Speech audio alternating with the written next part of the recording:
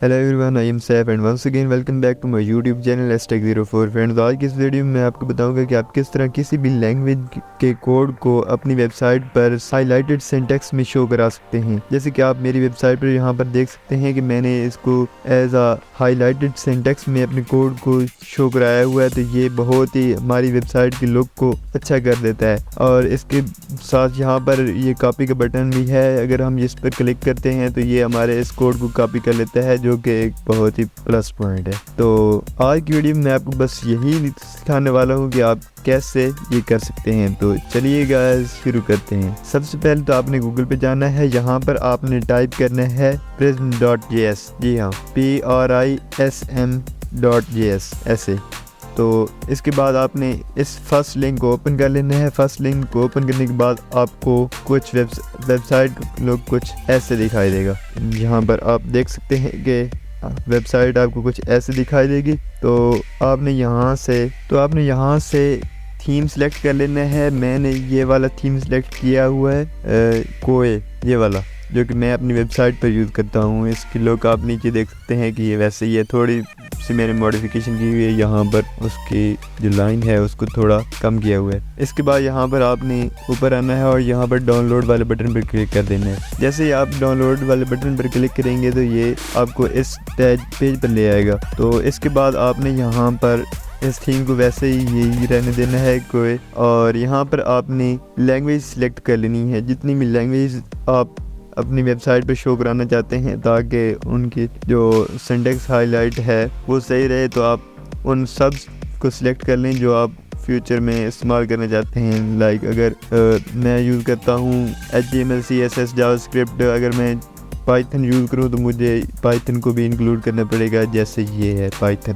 और इसी तरह आप SQL इस तरह सिलेक्ट कर सकते हैं। अगर आप चाहें तो सभी सिलेक्ट और ऑल सिलेक्ट कर सकते हैं इस बटन से। तो ये कुछ डिफ़ॉल्ट सिलेक्टेड हैं, तो इनको भी मैं सिलेक्टेड ही रहने देता हूँ। तो इसके बाद नीचे आ जाते हैं। यहाँ पर आपको कुछ प्लगइन्स दिखाई देंगे, जिनमें से हमें जो प्लगइन इंस्टॉल करना है, जो इंस्टॉल मीन ऐड करना है, तो वो है कॉपी टू क्लिपबोर्ड बटन, ये वाला। कॉपी टू क्लिपबोर्ड बटन के बाद हमें यहाँ से और कोई नहीं करना। अगर आप चाहें तो कोई और भी प्लगइन ऐड कर सकते हैं, बट मुझे अभी नहीं करना। तो यहाँ पर आपने डाउनलोड JS और डाउनलोड CSS कर लेनी है। तो मैं इसको डाउनलोड JS और ये डाउनलोड CSS कर लेता हूँ। इसके बाद आपने यहाँ पर आ जाना है GitHub पर, github.com। अगर तो आपका यहाँ पर अकाउंट बना हुआ है तो आप ठीक है, तो आप उसे लॉगिन कर लें। अगर आपका अकाउंट नहीं बना हुआ तो आप साइन अप पहले कर लें, फिर लॉगिन कर लें। मेरा अकाउंट पहले से ही लॉगिन था, तो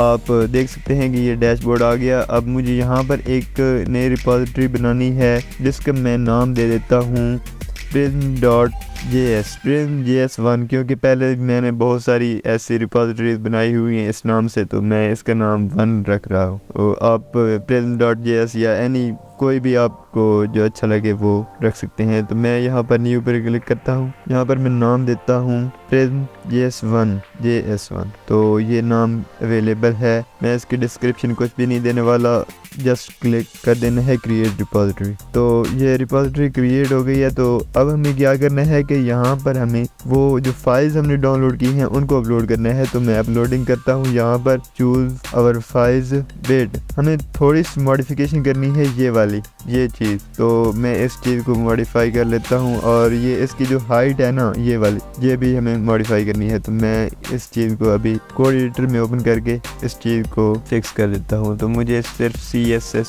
में करना है ये सब कुछ। तो यहाँ पर ये मिनिफाइड है, तो Shift Alt F ये होगी ब्यूटीफाई। वैसे मैं VS कोड यूज़ कर रहा हूँ, तो ये मुझे शॉर्टकट मिलता है Alt Shift F। तो ये फॉर्मेट कर देता है हमारी लैंग्वेज को। तो यहाँ पर बॉर्डर लेफ्ट जो है ना, वो हमें 5 पिक्सल ही रखना है।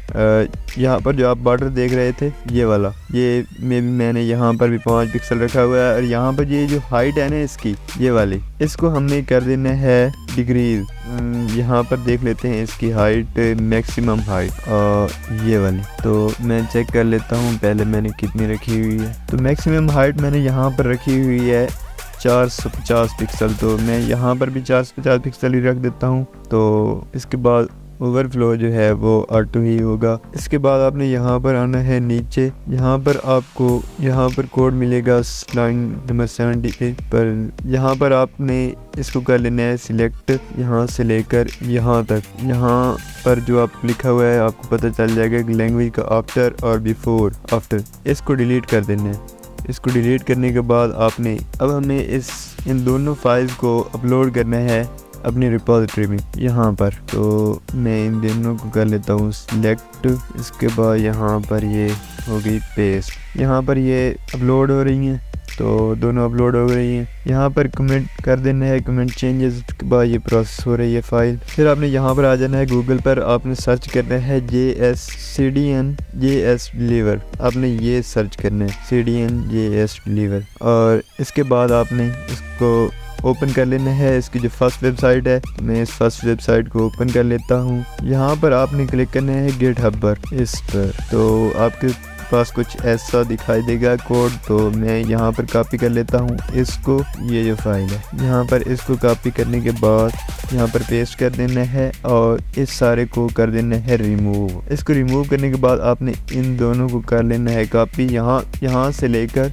पहले तो आपने ये कॉपी कर लेना है, ये दो चीज़ें। आपका एक तो गिटहब का नेम होगा और रिपोजिटरी का नेम होगा, ये दो चीज़ें यहाँ पर आपने कर देनी है पेस्ट। और इसके बाद स्लैश लगाने के बाद आपने इस फाइल का नेम और दूसरी फाइल, इसका फाइल का नेम, पहले इसको चेक कर लेते हैं, एंटर। तो ये ठीक है, आपने उस फाइल का नाम देना है और इंटर कर देना है। तो आपके पास ये फाइल आ जाएगी जिस पर कोड लिखा हुआ होगा। तो इसी तरह एक CSS है, तो यहाँ पर हम JS की भी कर लेते हैं। सेम यही प्रोसेस होना है जैसे आप यहाँ पर देख सकते हैं। ये देख, यहाँ पर CSS है तो हम इसको JS कर देंगे। तो यहाँ पर आपने CSS को रिप्लेस कर देना है .js से, क्योंकि हमारी जो दूसरी फाइल है उसका नाम है present.js। तो इसको भी एंटर कर देना है। देख लेते हैं कि ये भी वैलिड है कि नहीं। ये भी ठीक है, हमारी ये फाइल भी यहाँ पर शो हो रही है। तो अब आपको करना क्या है कि यहाँ पर आपने जाना है अपने वेबसाइट पर, जो भी वेबसाइट है। अगर वर्डप्रेस की है तो आपको एक प्लगइन यहाँ पर होगा आपके पास हेडर एंड फुटर का, तो आपने वहाँ पर ऐड कर देना है। अगर आपके पास ब्लॉगर है तो मैं आपको ब्लॉगर का दिखा देता हूँ कैसे ऐड करनी है। ब्लॉगर पे जाना है, यहाँ पर मैं अपना अकाउंट शेयर कर लेता हूँ।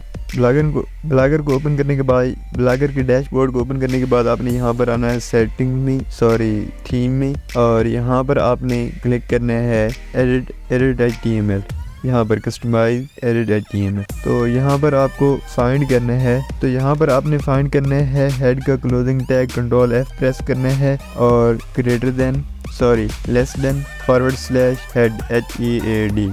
यहाँ पर आप आ जाते हैं, ये आपको हाईलाइट करके दिखा देगा। इसके बाद यहाँ पर आपने इसको ऐसे कर देना है। यहाँ पर आपने दो लिंक हमने किए थे, बनाए थे, इन दोनों को लगाना है। तो इनको कैसे यूज़ करना है, एक तो होगा स्क्रिप्ट टैग, स्क्रिप्ट SRC, और स्क्रिप्ट के अंदर हमने ये जो हमारा JS वाला लिंक है हमने ये कर देना है पेस्ट SRC में। तो यहाँ पर आपको शायद अब दिखाई दे रहा होगा ये। तो इसके बाद यहाँ पर हमें ऊपर ही एक टैग लेना है लिंक टैग के href में हमें वो CSS वाला लिंक पेस्ट करना है। तो टाइल शीट मैं यहाँ से कर लेता हूँ इस CSS वाले लिंक को कॉपी और यहाँ पर कर देता हूँ पेस्ट। इतना करने के बाद आपने इसको यहाँ से कर लेना है सेव। इसको सेव होने के बाद आपने जाना है वापस, यहाँ पर कोई नई पोस्ट बनानी है। जस्ट मैं आपको शो करने के लिए, चेक कराने के लिए बता रहा हूँ कि कैसे करना है। तो